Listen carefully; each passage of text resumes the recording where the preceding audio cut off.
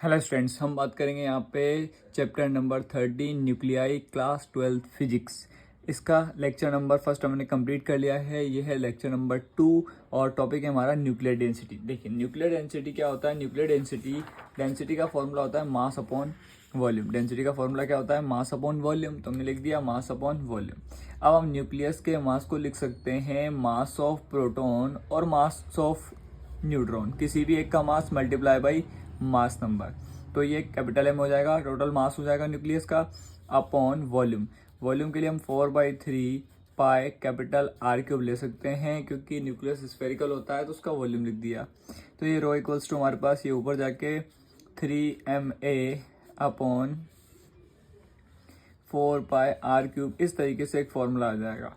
तो अभी हमको केवल इतना सा ध्यान रखना है कि जो डेंसिटी का फॉर्मूला होता है वो मास अपॉन वॉल्यूम होता है। तो इसको हम समझते हैं। देखिए, तो इसमें हम बात करेंगे यहाँ पे न्यूक्लियर डेंसिटी। यही समझाया आपको, density of the nucleus is the ratio of mass of nucleus and its volume. Rho equals to formula mass upon volume, और कैपिटल एम को लिख दिया हमने small M into A. Small M जो है या तो वो प्रोटॉन का मास होगा या फिर वो एक न्यूट्रॉन का मास होगा। ठीक है, इस स्मॉल एम को आप या तो प्रोटॉन का मास ले सकते हो या फिर आप इसको न्यूट्रॉन का मास ले सकते हो, दोनों लगभग सेम होते हैं। मल्टीप्लाई बाई मास नंबर, तो इससे क्या आ जाएगा? न्यूक्लियस का मास आ जाएगा। तो कैपिटल एम को स्मॉल एम इंटू ए लिखा जा सकता है, और वॉल्यूम 4/3 पाई आर क्यूब, क्योंकि न्यूक्लियस स्फेरिकल मानते हैं हम, है ना। तो इसका वॉल्यूम हो गया ये 4/3 पाई आर क्यूब। तो ये रो इक्वल्स टू बन जाएगा 3ma।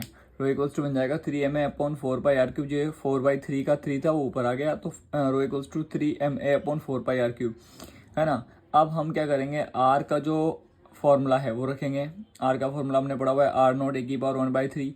तो रो इक्वल्स टू 3ma 4 पाई, और आर की जगह आर नॉट e⁻1/3 इसका होल क्यूब। ये क्यूब इस पे आएगा, आर नॉट क्यूब होगा, इस 3 से ये कट होगा तो ए रह जाएगा।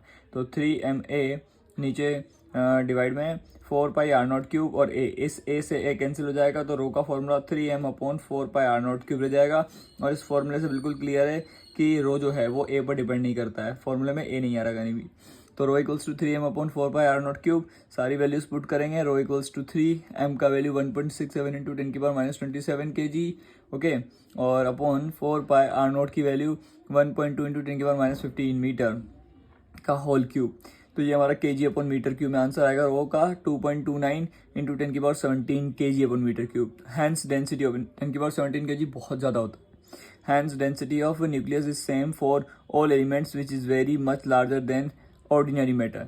तो ये बात भी आप ध्यान रखेंगे कि जो डेंसिटी होता है न्यूक्लियस का वो सारे न्यूक्लियस के लिए सेम होगा। एल्यूमिनियम के लिए वही है, कॉपर के लिए वही है ना। तो ये बात ध्यान रखेंगे आप कि जो डेंसिटी है वो सारे एलिमेंट्स के लिए क्या रहता है, सारे न्यूक्लियस के लिए क्या रहता है, सेम रहता है। Okay, atomic mass unit. Atomic mass unit क्या है? ये भी मास के मेजरमेंट के लिए एक यूनिट है। मास के मेजरमेंट के लिए क्या है? एक यूनिट है ना। जो स्मॉल मासेस होते हैं, या बोलो जैसे प्रोटॉन है, इस प्रोटॉन का मास हमें कैलकुलेट करना है, ठीक है, मेजर करना है ना। और न्यूक्लियस का मास मेजर करना है, अल्फा पार्टिकल का मास मेजर करना है। तो इनके मास बहुत कम होते हैं, तो इनको हम केजी में, ग्राम में नहीं मेजर करते हैं। इनके लिए एक स्मॉल यूनिट बनाई हुई है AMU, एटॉमिक मास यूनिट, और या फिर इसको यू भी बोल देते हैं, ठीक है।